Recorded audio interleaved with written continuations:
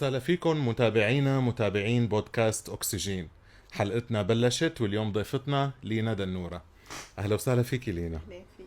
الحمد لله على سلامتك. أول الله شيء يسلمك يا رب. أنت بتعرفي بأكسجين القواعد ما ولا هيك بذكرك فيها؟ ذكرت. لا وجود للألقاب في أكسجين، أوكي. فمننادي لبعض بأسمائنا حتى نهاية الحلقة.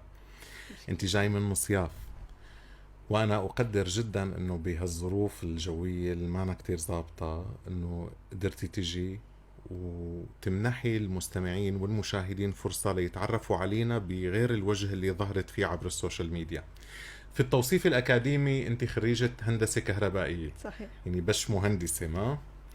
أما سبب استضافتك اليوم فهو استخدامك للسوشيال ميديا لعمل نقلة نوعية. أنا برأيي رح تسمعيه ضمن الحلقة بالخطاب الذي يتحدث إلى غريزة الجوع. نحن عم نحكي هون والأكل، لأنه محتويات السوشيال ميديا الرائدة أو المتابعة أو اللي بتشجعك الخوارزمية لحتى تشوفيها، يا إلى علاقة بشغلات ما رح نحكي فيها لا أخلاقية طبعا، يا إلى علاقة بحاجة أساسية عند الإنسان هي الأكل. فبتلاقي إنه دائما الانفلونسرز الموجودين دائما وأبدا هنن يعني بيعملوا طبخات، بيعملوا أكلات، بيعملوا يعني عندهم كتير متابعين. طبعا أنا هالمقدمة الطويلة اللي عم بحكيها مشان يعرفوا الناس مين لينا دنورة. انت اجيتي من عالم الهندسة الكهربائية، حطيتيها على جنب وقررتي انك تفوتي على عالم السوشيال ميديا. هلا ضمن الحلقة رح نعرف كيف، بمحتوى له علاقة بالطبخ ولكن بمنظور مختلف تماما. أول شيء كيف خطر على بالك موضوع السوشيال ميديا؟ كيف قررتي أنك تفوتي على هالدومين؟ شو هي العوامل اللي أثرت فيكي؟ درستي هندسة كهربائية بجامعة حلب، رجعتي على على جب رملة ما هيك بريف مصياف، وطبختي. شو طبختي أول طبخة كانت سبانخ. عملتي سبانخ ونزلتيها على السوشيال ميديا؟ نزلتها مباشرة. أول فيديو بصوره بنزله. هذا فيسبوك؟ هاد فورا. لا كان انستغرام. وبلشوا الناس هون بقى يسألوا مين لينا دنورة. مو فورا انتشر كتير، بس المحيط حب الفيديو. خلينا نقول المقربين مني حبوا الفيديو، وأنا كتير حسيت حالي مستمتعة بصناعة الفيديو. وانت هون ما عندك ديكور؟ أنا هون ما عندي شيء ولا شيء. أنا رحت على الأرض قطفت خضرة وإجيت طبخت طبخة، نزلت برنامج مونتاج. كانت الفكرة أني أتعلم المونتاج، مو أني أنشر على السوشيال ميديا. حبينا الفيديو ونشرته. وقتها حسيت حالي كتير مبسوطة، عم أعمل شيء يعني ممتع. وطبعا أمي عم تساعدني، عم تشجعني كتير. يعني كل ما أفكر إنه إيه ولا لا تقول لي لا استمري وكملي. نحن مصرين ضمن أكسجين دائما نوصل رسائل للناس، والرسالة الأولى هلا طلعت منك. كنت مبسوطة ومستمتعة كتير وأنا عم بعمل هالفيديو. قد ايه برأيك إنه الواحد لازم ينبسط ويستمتع بالعمل لحتى يؤدي يعني صورة جيدة، ولا يشعر بالضجر ولا يشعر بالضغوط المرافقة للعمل؟ يعني لأقلك شيء، الناس اللي بلشت بموضوع السوشيال ميديا بما يتعلق بالطبخ بتلاقيهم بمطبخ عندهم كل أنواع المعدات اللي أنا متأكد إنه ما عندك إياها بالمتناول. يعني هنن عندهم بلندر، عندهم محضر طعام، عندهم شغلات نحن عندهم كهرباء. عندهم كهرباء. نحن هي شغلات اسمع عنا سكين ولوح ازاز ان كان او لوح خشب لحتى نشتغل عليه. ما عنا هذه المسميات اللي بتسهل عملية اذا بدي اقول الاكل. ما بالك انه انت حبيتي تصدري هذا الصورة. لكن اول اكلة كانت هي سبانخ ونشرتيها على انستغرام. قد ايه كان عندك فولورز بهداك الوقت؟ 200 فولورز كانوا، بس 200 وشوي يعني قريبين. طلعت طيبة الأكلة ولا؟ أنت بتحبي الطبخ من زمان؟ من زمان كتير. أنا والدي الله يرحمه كان طبخه طيب، وأمي كمان طبخة كتير طيب. تعيشوا كتير متأثرة يعني في هون، وأخذي هذا النفس والحب للطبخ. يعني بشكل عام حتى غير إني مستمتعة بصناعة الفيديو، بستمتع وأنا عم أطبخ حتى لو ما عم أعمل فيديو. أكيد لازم نكون مستمتعين بالشيء اللي عم نعمله أول شيء مشان فينا نستمر. وإلا كان كتير كنا عند أول عائق وقفنا، وفي كتير عوائق أكيد. وتاني شيء لأنه المشاهد بيشوف إذا نحن مستمتعين ولا لا، بيوصلوا هذا الشيء. إذا شافنا عفويين ومستمتعين ومبسوطين فيه يكمل الفيديو، فيه يتابعنا، وفيه هو يستمتع كمان بالفيديو. طبعا أنت لما بلشتي هذا المشروع ما كان عندك فكرة مسبقة عن المونتاج؟ يعني انت كان عم هاد تعملي اول هذا مره إيه، بمنتج. عم تعملي يعني انه فيديو بسيط بينزله على السوشيال ميديا على 200 متابع، اليوم رح توصلي على 100,000 على الانستغرام وعلى 200,000 على على فيسبوك. الفيسبوك. طيب تاني هلا صارت هذه الخطوة، كيف انتقلتي لتاني خطوة؟ بالنسبة للطبخات وقتها يعني هيك بعد ما حسينا انه الفيديو حبيناه، حبوه اهلي وخطيبي، شجعوني كتير. صرنا هيك نقعد نحكي انا وامي سوا انه ليش طالما برا خلينا نطبخ على النار. نحن هلا بظروف خلينا نقول صعبة شوي يعني صحيح. على الناس بشكل عام. في كتير ناس بينقطع عندهم الغاز لفترات وبيضطروا انهم يطبخوا على النار. خليني احكي بالريف عنا وبغير مكان. ليش صارت تقول لي امي ليش ما بنحسسهم انه الطبخ على النار هو ما شيء صعب، بالعكس هو شيء ممتع. خلينا نوصل لهم هاي الفكره، وهي فعلا شيء ممتع. يعني انا ما عم فلتر شيء، نحن هيك احنا بنستمتع ونحن عم نشغل النار وعم هاي نطبخ حياتنا الطبخه. اليومية. هي حياتنا نحن مثل ما هي. خلينا نصير نطبخ على النار، وبعدين النار بيزبط معه اكثر مقلي الفخار. خلينا نجيب مقلي فخار بيلبق للنار اكثر. وخلينا نحسس الناس انه هذا الشيء مو صعب. خلي اللي يشوفك يحب يقوم يطبخ حتى لو الظروف كتير كانت صعبة. وخلينا نتقيد بالطبخات اللي نحن فعلا عم نعملها. ما بدنا نصطنع او ما نجيب بدنا مو نصطنع سكالوب وهالقصص هي تماما. حتى لما عملتي سمك عملتي نهري. شو قصة السمك النهري؟ السمك النهري على تحية لكل مستمعينا بالساحل والداخل يا جماعة. السمك النهري والسمك البحري اثنيناتهم طيبين. تعرضتي لهجوم قاسي انه طبختي سمك نهري مو شويتي سمك نهري. حبايبنا بالساحل نحن متعودين على السمك النهري، من هون بدي اقول لكم نحن متعودين على السمك النهري. فهي عملت ضمن مثل ما عم تحكي لنا ضمن حياتهم اليومية الطبيعية كانت عم تشتغل. هذا الشيء يعني احنا منطقتي بشكل عام مو بس بيتنا يعني. فايه هجموا لا انت مو طيب السمك النهري ومن هالحكي هون. بس مشكورين الفيديو طلع اكسبلور بعد ما هجموا علي. ونحن وعدناهم بس تأمني لي هبول التين من مصياف رح ناخذ سمك رح اخذ سمك بحري واطبخ لهم اياه وتطبخي لهم اياه. طيب هلا هون بدي اسالك اسئله هي ليست قاسيه، ولكن خلي كل المستمعين يسمعوا الاجوبه الحقيقيه. نحن ما بنحضر وانت بتعرفي هذا الكلام.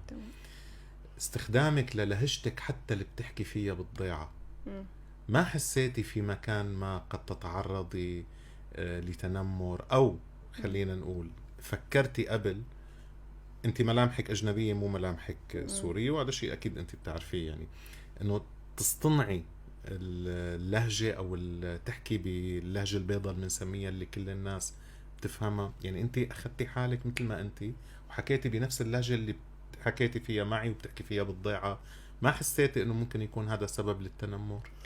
خلينا نقول لك شغلي، بالواقع قبل السوشيال ميديا انا درست بمحافظة تانية، انا درست بجامعة حلب. جامعة حلب. واكيد كانوا قليلين اللي بيحكوا بلهجتين بهذيك الفترة. هي اللهجة اللي عم تحكينا فيها هلا على الهواء، هي نفس اللهجة. هي كان اكيد كنت اتعرض لتنمر بالواقع عم احكي، بس كنت كتير لاقي ناس يحبوني لاني انا ما اصطنعت، غير إذا بيحبوا اللهجة ولا لا، بيحبوني لأني حقيقية. فأنا عندي تجربة بالواقع، يعني ما في شيء خلاني أصطنع، بالعكس هاي نحنا ليش لحتى نصطنع؟ فيها شيء غلط اللهجة، فيها شيء مو بس مفهوم. كمان بيقول لك إذا بدنا نحكي سوشيال ميديا وأنا بدي فوت على السوشيال ميديا فرضا، طبعا أنا شو الهدف من هذه الأسئلة؟ إنه ممكن يكونوا في ناس هلا عم يسمعوكي على الهواء وعم بيشوفوكي بيتابعونا على السوشيال ميديا، بيقولوا انه العائق تبعهم ربما كان هو هذا الموضوع، انه انا ما إلي ثقة بلهجتي، فانا اذا طلعت وحكيت فيها قد اتعرض للتنمر. فبنرجع على فكرة انه انا ما اندعمت فهون اتقوقع وقد احرم الناس من موهبة كتير مهمة. وهذا الشيء اللي انت يعني ما خليتي يكون عائق امامك، ضليتي على لهجتك الطبيعية. بس يكونوا حقيقيين وما ما عم يعملوا ما يأوفروا وما يأوفروا ولا شيء، يكونوا حقيقيين. مو ضايعة. لا مو لهي الدرجة. الأهل هديك المنطقة يحكوا فيها ونحن نحكي بلهجتنا الحقيقية، بس يكونوا حقيقيين وما عم يعملوا شيء غلط، يعني ما لازم شيء يردون عن انه يدخلوا السوشيال طيب ميديا. نظرة البيئة المحيطة فيك، نحن بنعرف الريف هو مجموعة من الأقارب موجودين كلهم حوالين الشخص، ومجتمعيا لنحكي الأمور مثل ما هي، هذه بيئة قد تكون شوي متطرفة بحبها للشخص. يعني انه بلالك السوشيال ميديا بكرة انت بنت مانك شب، هذا الحديث صار ولا ما ولا كان؟ مرة. ولا مرة. ولا مرة. أهل أمك وأهل أبوك كلهم داعمين. وخطيبي واهل خطيبي وكلهم كانوا واصلين له داعمين. لخطيبك هلا روحي شو كلهم داعمين. كلهم داعمين الحمد لله. ولا مرة سمعت كلمة ليش أو شو بدك بهالشغل هاد. بالعكس بشوفوا حالهم فيني الحمد لله. أكيد، وأنا بشوف حالي مشان تكوني بالصورة. أنا كإعلامي سوري كمان بشوف حالي فيكي. هلأ بعد شوي رح تعرفي ليش. كمان أنت هون خطبتي كنتي عم تطلعي على السوشيال ميديا ولا لا؟ أنا قبل. بعرفه من زمان كتير، من أيام المدرسة، هو من ضيعتي. لا بلشت السوشيال ميديا بعد كتير. وما كان كمان شكل عائق أمامي أبدا، بالعكس يعني دعموا إلي. يا جماعة لما بتشوفوا حدا موهوب بمحيطكم اتركوه، لا تعيقوه على الأقل، على الأقل. تعي بقى لقلك أنا ليش أنت بسبب رئيسي موجودة هون. مثل ما قلنا الخوارزميات تقترح مقترحات من ضمنها بيجي كتير شغلات إلى علاقة بالأكل. وكان أكتر شيء يلفتني لما أشوف صبايا إن كان أو شباب عم يطبخوا بمناطق ريفية، إن كان بروسيا أو بأوروبا وأحيانا بآسيا. مؤخرا صرت عم شوفهم بآسيا، فكنت أسأل حالي هذا يا الله السكين عندهم غير، يا الله ليك انت القفة مدرجتي عندك عندهم غير. كيف عم يعملوا هون؟ قلت لك كيف عمل الحطب. طيب ليش نحن ما عنا هيك شيء؟ ليك كيف طالع اللبس اللي لابسته انه هذا اللباس اللي بنعرف انه تقليدي بالمناطق الاخرى. انت اعتمدتي نفس المبدأ بنفس البساطة. صرت تشوف عندك ادوات كنت شوفها ببيت جدي بالضيعة من 40 و50 سنة. أنا بفكروا عمري 60 70 سنة. عمر الأدوات كان مو عمري أنا. فكيف قدرتي أنت طوعي كل هاي الأدوات وتخليها بخدمة المحتوى تبعك؟ يعني أنا لفت نظري شو بنت من سوريا عم تلبس اللبس الريفي الحلو، عم تعمل الأكلات بأدوات نحن ما عاد شفناها. قلتيلي مقلي الفخار، مقلي الفخار مثلا، او سلل القش كمان كنتي تستخدميها. وعندها عنصر رئيسي يا جماعة، لازم تاخد كاسة المتة كل ما نزلت تحوشي. فأنت هذا الشيء هيك طبيعي بيطلع معك؟ نحن هيك مقلي الفخار موجود عندنا بكل بيت تقريبا وبنستخدمه كتير. بس نحن كنا ناكل مقلي فخار على الغاز بس مو على لا على الحطب. هي بقى حاجة تانية. صحيح، تحسي طعمة الخشب فيه. ايه، ما انا فكرت انه انا بدي صور البنت الريفية وجيب هالقصة وهالقصة لبين بنت الريف. انا هيك طلعت مثل ما انا. احنا فعلا هيك عايشين هاي الحياة، بس يعني ما كان في تخطيط لهذا الموضوع. طب اليوم بعد ما قطعتي مرحلة أو شوط كبير جدا، وأعتقد أنت الانفلونسر رقم 1 بما يتعلق بالأكل بسوريا، يعني بتحسي أنه عملتي إنجاز ولا لهلأ عم تعملي كل شيء بشكل طبيعي؟ لا أكيد بحس أني عملت إنجاز، أني استمريت.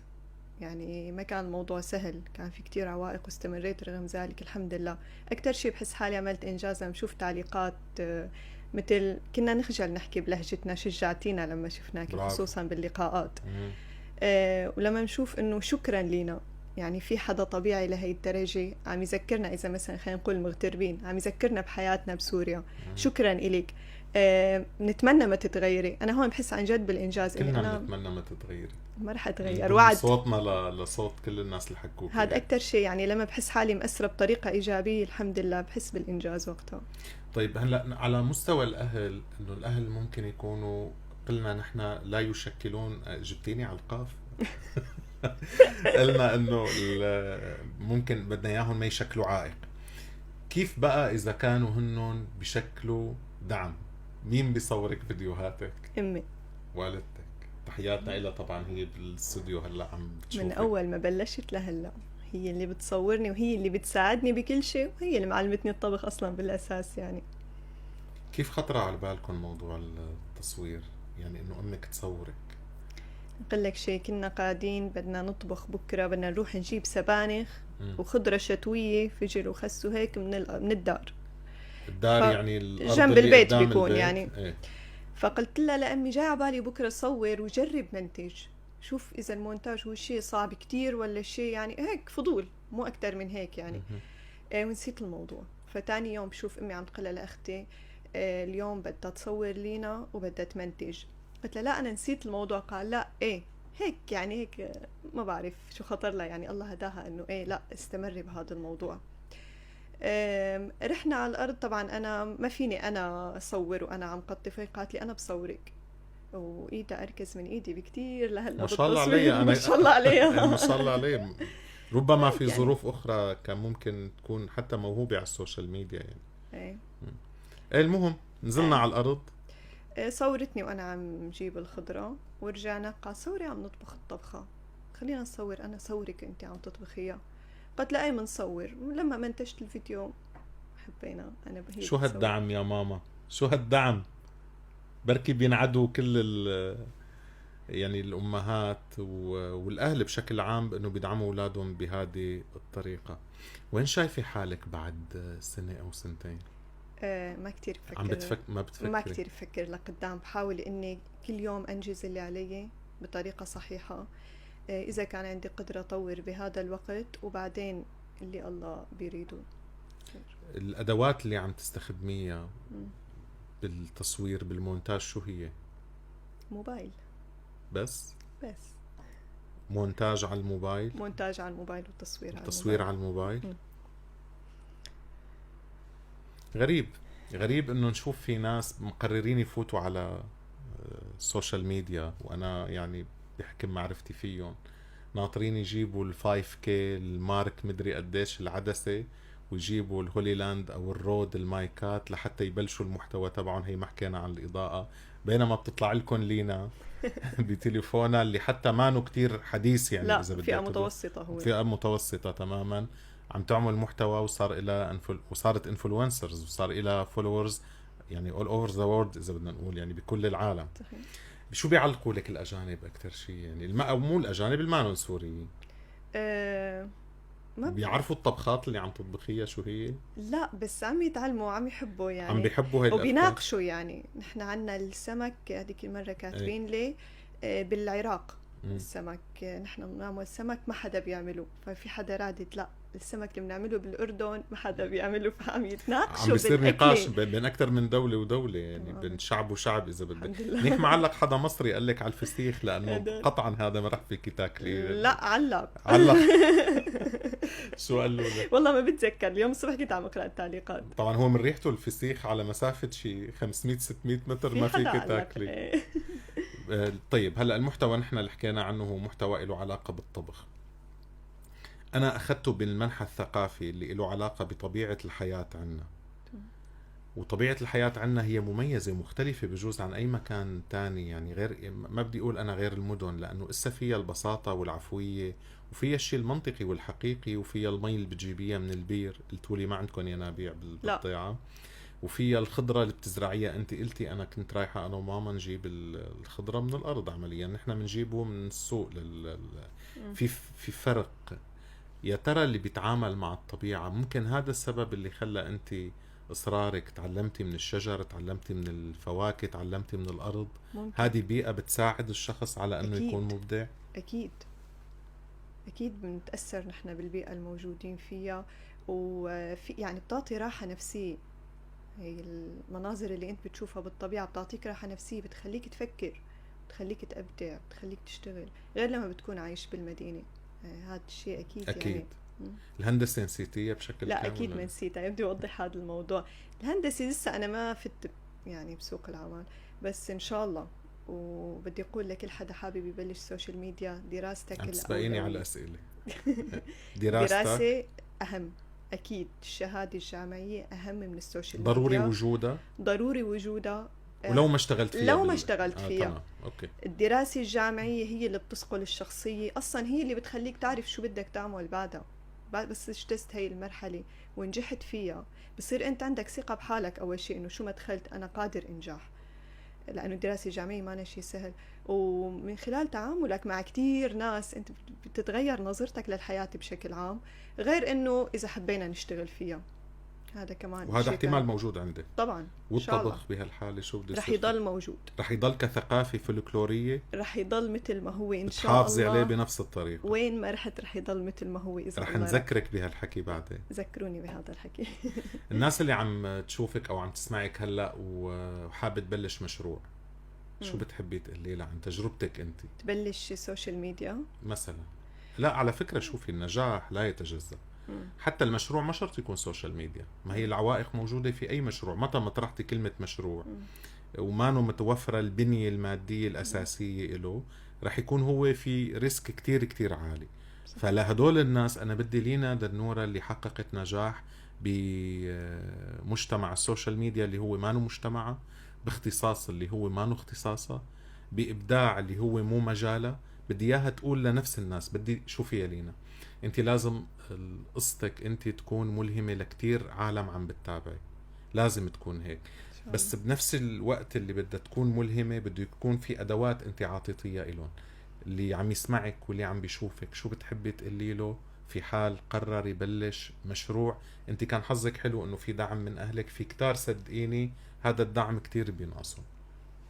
هلا اذا اهلهم معارضين لازم يوصلوا لصيغه مع اهلهم انهم يوافقوا. الاهل ما بشجع اي حدا يعمل شيء اهله مو موافقين عليه، بس تناقشوا يعني بالموضوع. واهم شيء الاستمراريه. شو ما صار في عوائق ضلوا مستمرين. الاستمراريه هي سبب النجاح. وحاولوا يعني تعلموا من اخطائكم. التكرار والزمن، الاستمرارية احد اهم عوامل النجاح طبعا. اكيد مو بس نحن لأنك نضيف عليهم التنظيم. يعني كمان التنظيم في مكان آخر قد لكن. يكون هو سبب من أسباب النجاح طبعا. بس الاستمرارية اللي عم تحكي عنها كتير مهمة، كتير مهمة. لأنه إذا عند أول عائق أو تاني عائق بدنا نوقف، يعني ما رح ننجح بأي شيء بحياتنا على فكرة.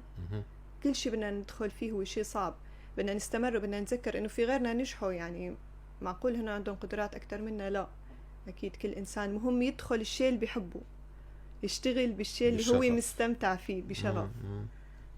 طيب انت صاروا انه المحتويات تبعك خلتك بمكان ما تتأثري، تبكي، تزعلي، تنحبطي، ولا حتى اذا كان صار شيء مثلا اعطيكي مشان تعرفي عن شو عم بحكي، صورتوا وما زبط التصوير فرضا، سجلتي صوت وطلع الصوت ما صافي، احكي لك قصة صارت. احكي لي لك. صورت فيديو كانت السودات او الكبدة بسموها، وتعبنا عليه كتير، كان فيديو بجنة، ورحت منتجته وسيفته واجيت لاحذف. انا بحذف المقاطع الصغيره مشان بقى وحذفته في احد المقاطع الصغيره اللي هي عم كون منهم الفيديو. كان 56 ثانيه تمام، مصورين كتير وقتها نحن هيك شيء على الفاضي يعني، وهو كان 56 ثانيه. فانا فكره هذا هو الفيديو الاصلي، حذفت هداك وانا متاكده، وحذفت من سله المحذوفات مشان فضي مساحه، وانا يعني كلني ثقه. لما اجيت لنزل بعد يومين 3 بكتشف اني انا حذفته للفيديو. والله اتضايقت بصراحه. واكلتوا سودا مره ثانيه. ايه لا لسه تصدق لهلا قديم القصه، ولهلا ما رجعت صورت الفيديو، بس رح ارجع اعملها ان شاء الله. ان شاء الله. اتضايقت بس خلص، قالت لي امي بنرجع بنعيدها. حلو انه انت عم تتضايقي عم تضحكي، وانت عم تتذكريها عم تضحكي. لا عادي، مو لهالدرجه تضايقت يعني، بس ايه الموضوع انه انت تعبت، أخذ منك كم ساعة تصوير. طب وأكتر شيء صار معك خلاكي تضحكي هيك من قلبك، غير لما حملتي القنينة ودرتي فيها وحملتي لنا مطر صناعي؟ والله ما خطر على بالي شيء. ضحكت بصناعة الفيديوهات. مرة كنت كمان عم أطبخ، كنت جايبة موقدة هي للنار، ما بعرف من شو مصنوعة، أنا مشتريتها من محل فخاريات، فتاركينها نحن برا وجاي عليها رطوبة كتير من المطر. عم نطبخ مرقة فاصولية كان. شو طلعت؟ رطت الموقدة وقلبت الطنجرة بكل شي فيها. كمان هي وقتها راح الفيديو يعني، بس عن جد ضحكت كتير وقتها. ما بعرف، ما تأثر يعني، ما أثر علي سلبا الموضوع. ما بعرف ليش هي عم توقع، وهلا عم منظرة وهي عم توقع وأنا عم صور وهي عم توقع. الفيديوهات بتفكري تجمعيها شيء تعمليه لها؟ موجودة عندي، نزلتها مرة يمكن من زمان، نزلتها وهي عم توقع على الطنجرة. وين بدنا نشوفك بعد 2 سنين؟ والله ما بنعرف، شوف الله شو كان. طبعا بدي احكي لكم شغله عن لينا اجت من مصياف وجايبت لي معها سوكسي اسبانيول، ما هيك اسمه؟ اسباني شغله هيك بتشبه النموره وطعمتها كتير طيبه. ووقتها اقترحت عليها انه تعمل براندنج لإلها. ممكن بعد 2 سنين يكون عندنا براندنج باسمك ان شاء الله. هلا في كتير افكار براسي، بس لنشوف اول شيء وين بدي استقر انا، لحتى يعني اعرف الحياة لوين بدها تاخذني، يكون مكان مستقرة فيه، هنيك إن شاء الله رح بلش مشروع. تأكدي تماما نحن رح نكون موجودين لندعمك بقدراتنا يعني الإعلامية البسيطة. أنا فخور فيك لينا جدا، فخور إنه نحن عنا بنت ريف ما اصطنعت، ما غيرت شيء بحالها. فخور إنه نحن سعنا بالبيئة أهل بيدعموا أولادهم بهذه الطريقة. فخور إنه كل الحرب اللي مرت علينا يبدو بكل آثارها السلبية هي في مكان، ولكن الإبداع الموجود في داخل السوريين إذا وضع في ظروفه الصحيحة بيعطينا ناس مثل لينا دنورة. رح أترك لك مجال تشكري أي حدا بيخطر عبالك بنهاية هذا اللقاء البودكاست الحلو يعني اللي كان جدا. برجع بقول لك أنا كتير كتير فخور إنه نحن عنا نماذج حتى الآن من طبيعتك ومن نوعك ومن بيئتك اللي ما قدر كل شيء في سوشيال ميديا اللي انت ابدعتي فيه فيما بعد انه يأثر على منحى الحياة تبعكم او بسموه اللايف ستايل تبعكم. الهواء إلك لحتى تتوجهي بالشكر لأي حدا حابة تتوجهي له بالشكر. ما عم أشر لك عنك أنا أي حدا بدك تتوجهي له بالشكر وبعدين بنختم. أول شيء بدي أتشكركم على الاستضافة الحلوة، شكرا كتير لأنه يعني عم تضووا علي. هذا الشيء أكيد كتير كتير يعني دعم معنوي لإلي وبيخليني استمر. بدي أشكر أهلي بشكل عام وأمي بشكل خاص وخطيبي وكل شخص عم يدعمني لو كان بكلمة أو بلايك. خلينا نقول شكرا لكم كتير كتير كتير، ودائما أنا بتشكرون لأنه هن السبب إني استمر. إن شاء الله بنشوفك قريبا صاحبة براند عالمي بنفس الأكلات اللي قلتي لي بدور نقاش حولها أو اللي بجوز المجتمع برا ما نو متعود عليها. نشوف في براند باسم لينا دنورة بأقرب وقت ممكن. إذا عملت براند أو مطعم رح تكون هاي الأكلات السنة مجانا قلنا. لا أنا هيك بدي أفكر أكيد شو بدها تكون؟ رح تكون هي الأكلات اللي نفسها تبعت أكلاتنا هي اللي رح بنفس الطريقة وبنفس الطريقة إن شاء الله. برافو. يعني إن شاء الله تكوني أمام مشروع ناجح جدا. برجع بقول لك بيطلع لنا هون اشتراك سنوي مجاني. بتشرفونا مو بس سنوي، مدى الحياة. شرفتينا لينا دنورة، شكرا كتير لوجودك معنا. أنا مبسوط إنك كنتي ضيفتي اليوم. ومثل ما قلت بالبداية يعني إنه بدنا نعمل ترويج مثل ما قلت ببداية الترويج. إذا كان مكتوب إنه يكون في حلقة أخيرة لهالموسم فأنا أعتقد أن اليوم عملت الحلقة الأخيرة لهذا الموسم. شكرا كتير. شكر موصول لكم متابعينا ومستمعينا. انطرونا بحلقة جديدة غالبا ببودكاست أكسجين. باي باي.